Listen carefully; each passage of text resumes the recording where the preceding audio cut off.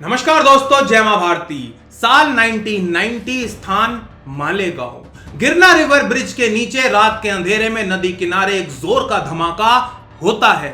धमाके की आवाज से आसपास के लोग वहां इकट्ठा होना शुरू होते हैं तो देखते हैं कि नदी किनारे पड़े कूड़े में आग लगी हुई है और एक आदमी वहां खड़ा आग को देखकर किसी फिल्मी विलन की तरह जोर जोर से हंस रहा है।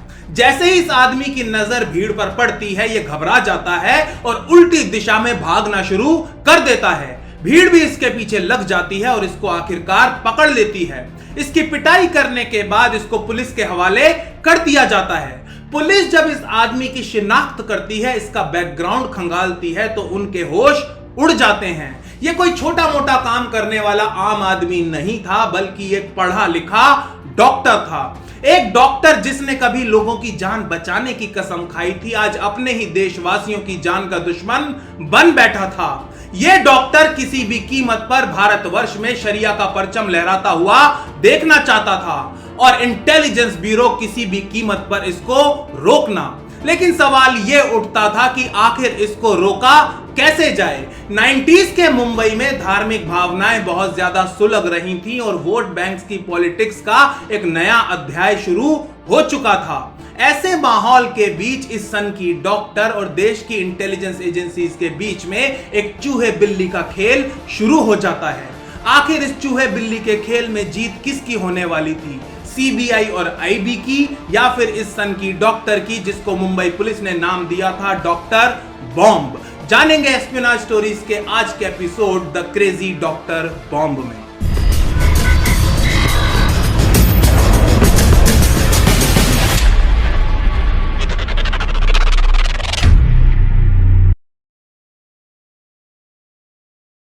सत्तर और 80 के दशक में सऊदी अरब के पैसे से अहले हदीस मूवमेंट भारत के अलग अलग हिस्सों में तेजी से फैल रहा था और मुंबई भी इससे अछूता नहीं रहा था। मदनपुरा इलाके में जामिया मस्जिद और बंगाली मस्जिद मुंबई में इस आंदोलन का केंद्र बन चुके थे और इस आंदोलन की वजह से यहां बड़े बड़े बदलाव आ रहे थे। एक ऐसा ही बड़ा बदलाव था कि मदनपुरा के अंदर एक इलाके का नाम बदलकर मोमिनपुरा रख दिया गया था। इन मस्जिदों में हर हफ्ते सऊदी अरब के पैसे से सरमन ऑर्गेनाइज की जाती थी, जिनमें बाहर से बड़े बड़े स्पीकर्स को बुलाया जाता था और इनको सुनने के लिए हजारों की भीड़ जमा होती थी। ऐसे ही एक दिन मदनपुरा की जामिया मस्जिद में सरमन चल रही थी। एक आदमी बेहद गुस्से में बहुत ही ज्यादा भड़काऊ सा भाषण दे रहा था। वो अपनी आप बीती अपनी कहानी सुनाते हुए कह रहा था कि 1984 के भिवंडी दंगों में जब मेरे रिश्तेदार मारे गए तब मैंने बदला लेने का फैसला किया। मैंने केमिकल्स के साथ बॉम्ब बनाने के तजुर्बे शुरू कर दिए। किसी को तो यह फैसला लेना होगा, किसी को तो इन काफिरों को सबक सिखाना होगा। ऐसे ही एक दिन मैं कुछ केमिकल्स और स्विचेस के साथ तजुर्बा कर रहा था कि बॉम्ब मेरे हाथ में ही फट गया।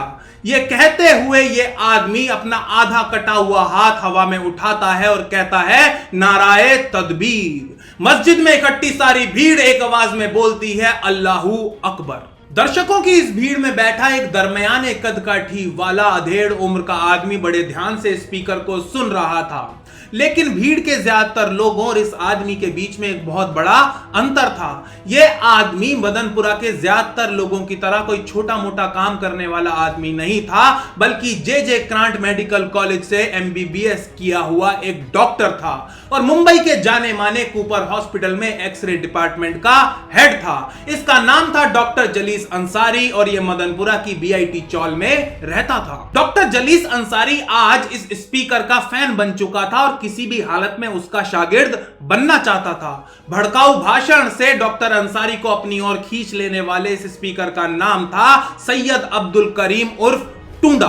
अब डॉक्टर अंसारी किसी भी हालत में टूंडा के साथ होना चाहता था, उसके साथ काम करना चाहता था, क्योंकि आखिरकार दोनों का उद्देश्य सपना तो एक ही था, भारत के ऊपर शरिया की हुकूमत। ये डॉक्टर जलीस अंसारी ही था जो उस रात मालेगांव में गिरना नदी के किनारे अपना बॉम्ब टेस्ट कर रहा था। मालेगांव पुलिस द्वारा पकड़े जाने के बाद कोर्ट इसे वार्निंग देकर छोड़ देती है, लेकिन कूपर हॉस्पिटल इसे नौकरी से निकाल देता है। डॉक्टर अंसारी इसे अपने साथ हुए एक और अन्याय की तरह देखता है और उसका गुस्सा और ज्यादा बढ़ जाता है। इसके बाद डॉक्टर जलीस अंसारी एक के बाद एक कई धमाके मुंबई की अलग अलग जगहों में करता है।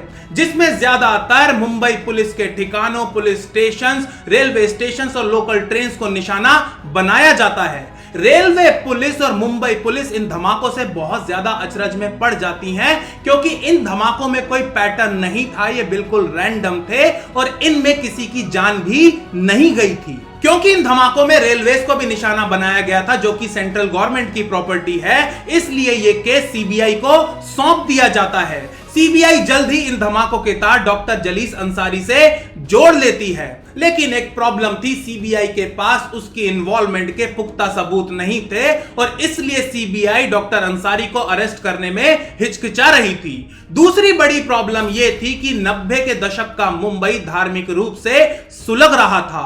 धर्म की राजनीति अपने चरम पर थी, वोट बैंक पॉलिटिक्स अपनी चरम पर थी और डॉक्टर अंसारी को ऐसे में गिरफ्तार करने का मतलब हो सकता था मुंबई को एक नई आग में झोंक देना। इस वक्त इंटेलिजेंस ब्यूरो में एक आर्मी ऑफिसर डेपुटेशन पर काम कर रहे थे और उनको आइडिया आता है कि क्यों ना डॉक्टर जलीस अंसारी के गैंग को इन्फिल्ट्रेट करके उसमें एक अपना जासूस प्लांट कर दिया जाए या फिर किसी गैंग मेंबर को अपनी तरफ मिला लिया जाए, अपना मुखबिर बना लिया जाए। और इसके लिए चुना जाता है डॉक्टर जलीस अंसारी के बेहद खास आदमी सलीम अंसारी को। सलीम अंसारी डॉक्टर जलीस अंसारी का हर राज जानता था और उसको हर प्लान की खबर होती थी, लेकिन एक प्रॉब्लम थी। सलीम बहुत ही ज्यादा अकेला रहता था, लोगों से ज्यादा घुलता मिलता नहीं था, किसी से ज्यादा बातचीत भी नहीं करता था, इसीलिए उस तक पहुंचना थोड़ा मुश्किल काम था। इसीलिए intelligence bureau operation Trojan horse launch करने का फैसला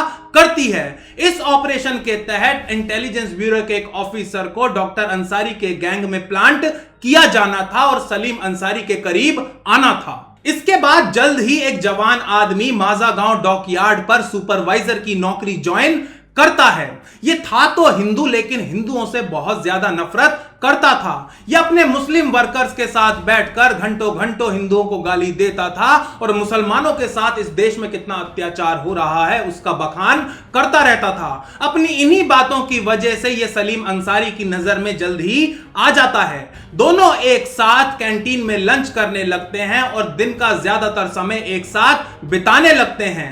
यह हिंदू सुपरवाइजर रोजाना सलीम की बातें सुनता है और उसकी जो हिंदुओं के प्रति घृणा थी, नफरत थी, उसका पूरा समर्थन भी करता है। एक दिन ये सुपरवाइजर सलीम से कहता है कि वो इस्लाम कबूल करके मुस्लिम बनना चाहता है। सलीम की आंखें रोशनी से फट पड़ती हैं, क्योंकि उसके लिए एक काफिर को इस्लाम में लेकर आना जन्नत का सीधा टिकट था, अल्टीमेट अचीवमेंट थी। सलीम अपने सुपरवाइजर को मदनपुरा की एक मस्जिद के इमाम के पास ले जाता है, जहां उसे इस्लाम कबूल करवाया जाता है और एक नया नाम भी दिया जाता है, जुल्फिकार। इस्लाम कबूल करके जुल्फिकार बनने वाला यह हिंदू सुपरवाइजर असल में इंटेलिजेंस ब्यूरो का एक ऑफिसर था, जिसको डॉक्टर जलीस अंसारी के गैंग में जासूसी करने के लिए भेजा गया था।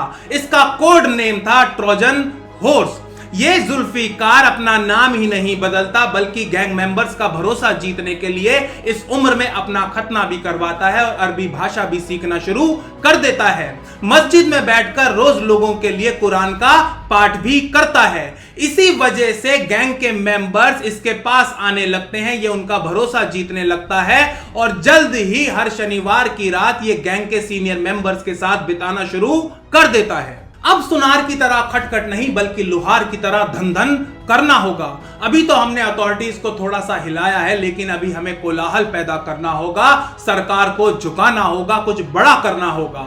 यह कहते हुए एक दिन डॉक्टर जलीस अंसारी अपने गैंग को अपने नए मास्टर प्लान के बारे में बताता है। इस प्लान के तहत वो मुंबई के साथ साथ पूरे देश के शहरों में धमाके करने की सोच रहा था, लेकिन इसके लिए उसे पैसों की जरूरत थी, रिसोर्सेज की जरूरत थी और इसीलिए डॉक्टर जलीस अंसारी भारत भ्रमण पर निकल जाता है। वो लखनऊ, कानपुर, रायबरेली और हैदराबाद में अपने जैसे लोगों से मिलता है। हर जगह उसे तारीफ और समर्थन तो बहुत ज्यादा मिलता है, लेकिन पैसा कहीं से भी नहीं मिल पाता। डॉक्टर जलीस अंसारी निराश होकर वापस आ जाता है और फैसला करता है कि बिना पैसों के ही इस प्लान को अंजाम देना होगा और इसके लिए वो चुनता है बाबरी मस्जिद दहन की सालगिरह वाला दिन, 6 दिसंबर 1993। इस दिन वो पूरे देश की अलग अलग 6 ट्रेनों में बॉम्ब प्लांट करने का निर्णय लेता है। इस ऑपरेशन में शामिल लोगों को नाम दिया जाता है क्रश इंडिया फोर्स, CIF। 6 दिसंबर का दिन आ जाता है और पहला बॉम्ब फटता है हावड़ा से दिल्ली आने वाली राजधानी एक्सप्रेस में। यह बॉम्ब टॉयलेट में फटता है और इसमें किसी भी जान का नुकसान नहीं होता।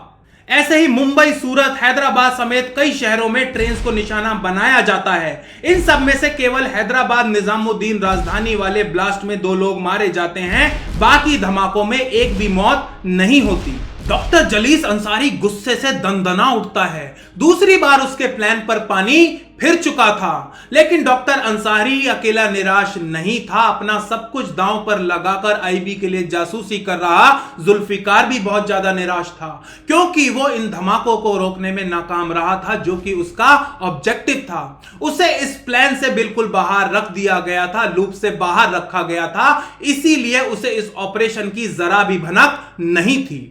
इसके बाद डॉक्टर जलीस अंसारी टूंडा की मदद से 26 जनवरी 1994 के दिन दिल्ली की रिपब्लिक डे परेड में ब्लास्ट करने का प्लान बनाता है।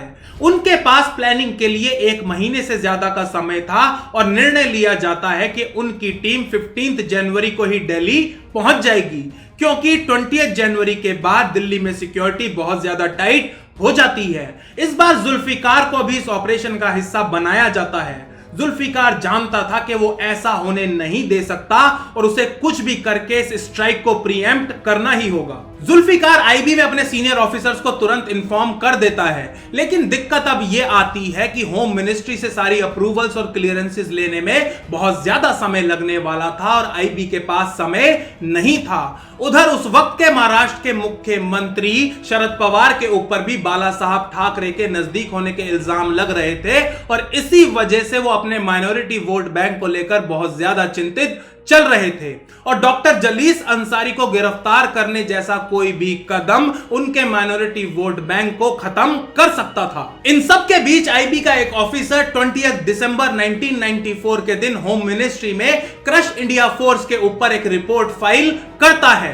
7 जनवरी 1994 को यह रिपोर्ट अप्रूव कर दी जाती है।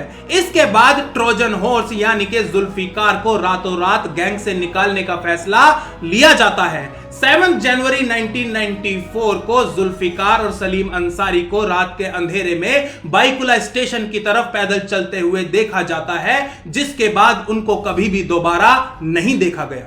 9 जनवरी की रात 1:30 बजे 1 दर्जन सीबीआई स्पेशल टास्क फोर्स और इंटेलिजेंस ब्यूरो के ऑफिसर्स बीआईटी चौल में दबे पांव घुसना शुरू कर देते हैं और कुछ ही मिनटों में इस चौल के रूम नंबर 36 के बाहर पोजीशंस ले लेते हैं।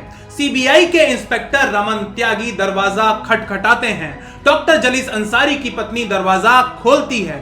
जलीस की हरकतों से पूरी तरह अनजान उसका पूरा परिवार बुरी तरह सकते में आ जाता है, लेकिन चटाई पर लेटे डॉक्टर जलीस अंसारी को अच्छे से पता था कि वहां क्या हो रहा है। वो बड़े आराम से चटाई से उठता है, अपनी बूढ़ी मां को गले लगाता है, अपने परिवार की तरफ देखता है। जो भी किया लाइन ऑफ ड्यूटी में किया, ये कहते हुए अपना कुर्ता पहनता है और सीबीआई से कहता है कि चलिए। लेकिन बाहर बहुत सारी मॉब इकट्ठी हो चुकी थी जो डॉक्टर जलीस अंसारी को बहुत ज्यादा रिस्पेक्ट करती थी, लेकिन इंस्पेक्टर रमन त्यागी की सूझबूझ की वजह से सीबीआई बिना किसी घटना या उपद्रव के जलीस अंसारी को गाड़ी में बिठाकर भीड़ के बीच से निकालने में सफल हो जाती है। डॉक्टर जलीस अंसारी के ऊपर टाडा समेत कई धाराओं में कई सारे अलग अलग मुकदमे चलाए जाते हैं। किसी केस में वो छूट जाता है तो किसी केस में उसे सजा मिलती है। एक केस में सजा मिलने के बाद उसके ऊपर दूसरा केस शुरू कर दिया जाता है। कहने का मतलब यह है कि डॉक्टर जलीस अंसारी आज भी जेल में ही बंद है। अगर आपको ये वीडियो पसंद आया है तो इसे लाइक कीजिए, शेयर कीजिए, चैनल को सब्सक्राइब कीजिए, बेल आइकन जरूर दबाइएगा। जल्दी मिलेंगे एस्पियोनाज स्टोरीज की एक और रोचक कहानी के साथ। जय मां भारती, जय हिंद।